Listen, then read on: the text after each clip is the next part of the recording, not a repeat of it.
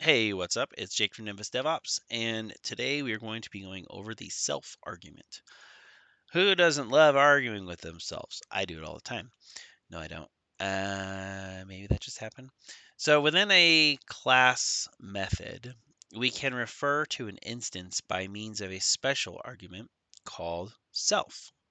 So self is always the first attribute of an instance method.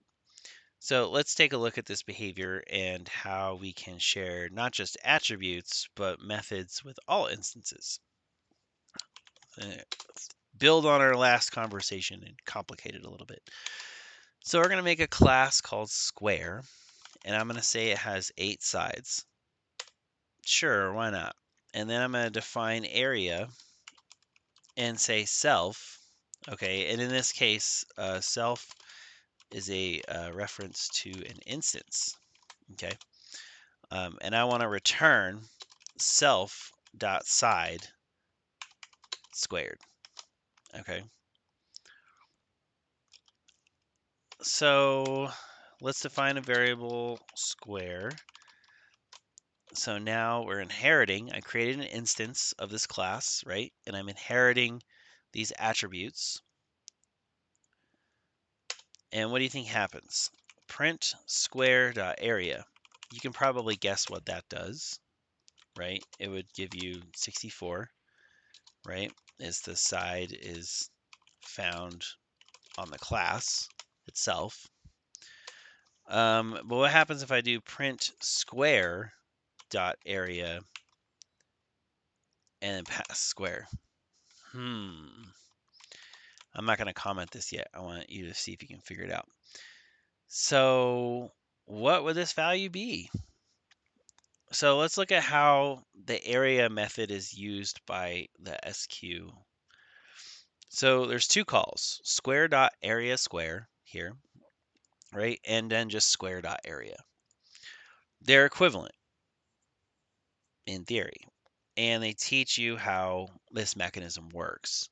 So either you pass the instance to the method call square.area_sq, which within the method will take the name self, okay, or you can use a more comfortable syntax like square.area.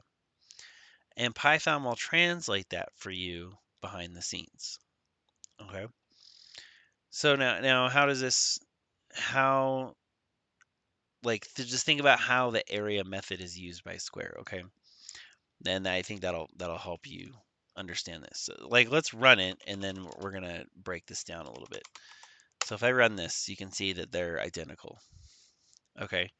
Now, if I also added something here in square.side equals 10, first of all, what is that called? What kind of attribute is that?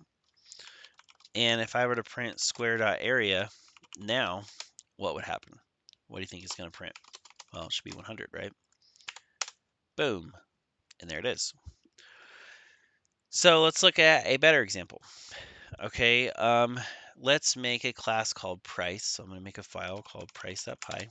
And we're going to make a class called price that takes no arguments. And we're going to define a final price and say self vat discount. I'll explain all this in a second. And what we're going to do is this returns the price after applying VAT and fixed discount. Okay, and all we're going to do is return self.net_price times 100 plus VAT divided by 100 minus our discount. Something like that. Something kind of simple, right? This should be like that. Something like that.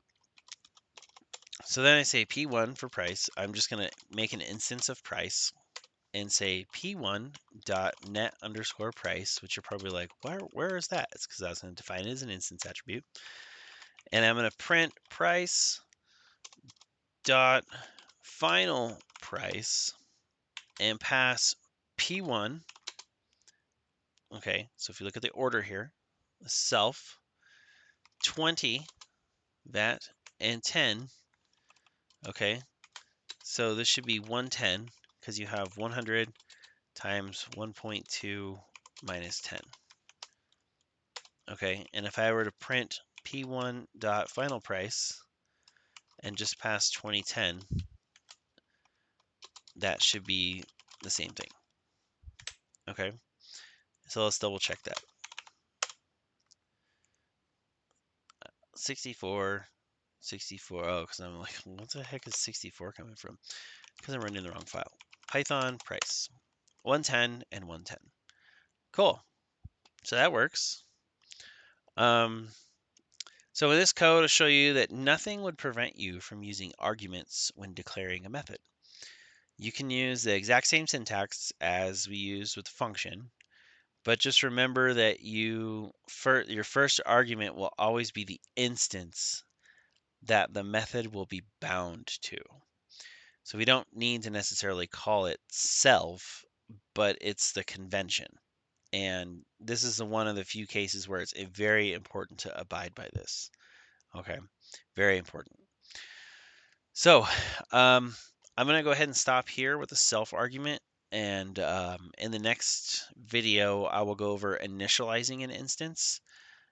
Because this is probably a question I see a lot that people are like, what the heck is this init thing and why is it there? And yeah, so we're going to get into that. So hopefully this helps. If you have any questions, let me know. And if not, I'll see you in the next one.